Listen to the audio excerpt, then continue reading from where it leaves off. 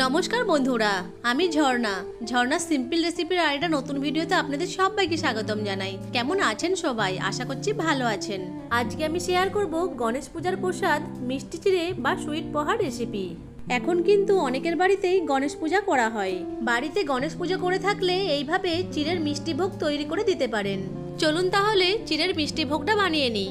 এই মিষ্টি চিড়ে বা সুইট পোহা রেসিপিটা বানানোর জন্য প্রথমে গ্যাসের ফ্লেম অন করে একটা ফ্রাইং প্যান বসিয়ে তাতে হাফ চামচ ঘি দিয়ে ঘিটাকে গলিয়ে নিচ্ছি। ঘিটা গলে গেলে এর মধ্যে কিছু আমন্ড কুচি আর কিছু কিশমিশ দিয়ে লো ফ্লেমে নেড়েচেড়ে কিছুক্ষণ সময় ধরে ভেজে নেব। আপনারা চাইলে এখানে কাজু বাদাম কুচি আর পেস্তা বাদাম কুচিও দিতে পারেন। আমন্ড কুচি আর কিশমিশগুলো ভাজা হয়ে গেছে, এখন এগুলোকে প্যান থেকে তুলে নিচ্ছি। আবারও প্যানের মধ্যে অল্প একটু ঘি দিয়ে ঘিটাকে গলিয়ে নিচ্ছি। ঘিটা গলে গেলে এর মধ্যে দিয়ে দিচ্ছি হাফ কাপ মতো ফ্রেশ নারকেল কোড়া। লো ফ্লেমে নারকেল কোড়াটাকে নেড়ে চেড়ে 3 থেকে 4 মিনিট সময় ধরে ভেজে নেব।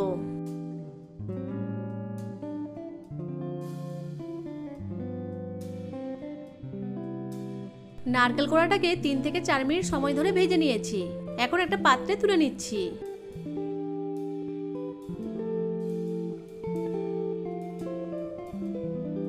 এখন ফ্রাইং প্যানে আবারও হাফ চামচ ঘি দিয়ে ঘিটায় গলিয়ে নেব।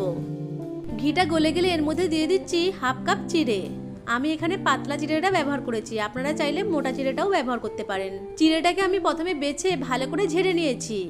এখন গ্যাসের ফ্লেমটা লোতে রেখে অনবরত নেড়ে চেড়ে চিড়েটাকে 3 থেকে 4 মিনিট সময় ধরে ভেজে নেব।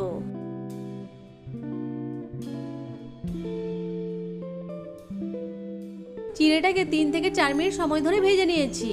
এখন এই চিড়ের মধ্যে দিয়ে দিচ্ছি 1/4 কাপ লিকুইড দুধ। দুধটাকে আমি আগে থেকেই জাল করে ঠান্ডা করে রেখেছিলাম। আমি এখানে যতটা চিড়ে ব্যবহার করেছি তার হাফ পরিমাণ দুধ নিয়েছি। নেড়ে চেড়ে দুধের সাথে চিড়েটাকে খুব ভালো করে মিশিয়ে নিচ্ছি। মেশাতে মেশাতে একটা সময় দেখা যাবে চিড়েটা দুধটাকে শোক করে শুকিয়ে এসেছে। এখন এর মধ্যে দিয়ে দিচ্ছি 2.5 চামচ মতো জেগারি পাউডার। আপনারা এখানে নর্মাল গুড়টাও ব্যবহার করতে পারেন। নেড়ে চেড়ে জেগারি পাউডারটাকে চিড়ের সাথে ভালো করে মিশিয়ে নিচ্ছি।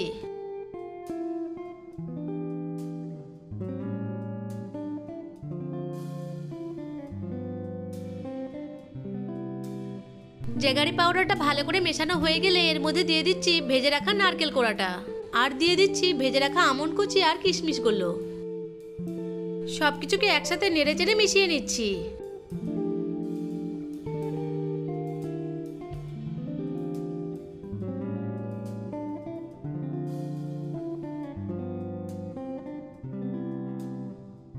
মিশিয়ে নেওয়ার পর চিড়েটাকে নেড়ে চেড়ে একটু শুকিয়ে নিতে হবে।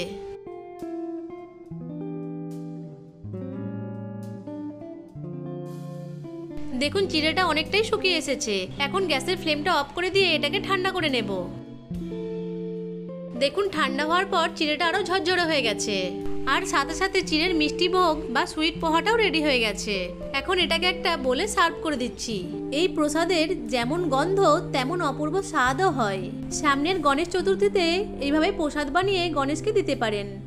আশা করছি আজকের এই প্রসাদের রেসিপিটা আপনাদের কাছে ভালো লেগেছে। ভালো লেগে থাকলে ভিডিওটিকে লাইক, কমেন্ট এবং শেয়ার করে দেবেন। ভিডিওটা ইউটিউব থেকে দেখে থাকলে চ্যানেলটিকে সাবস্ক্রাইব করে পাশে থাকা বেল আইকনটিকে অন করে রাখবেন। আর ফেসবুক থেকে দেখে থাকলে পেজটিকে ফলো করে দিয়ে পাশে থাকার অনুরোধ রইল।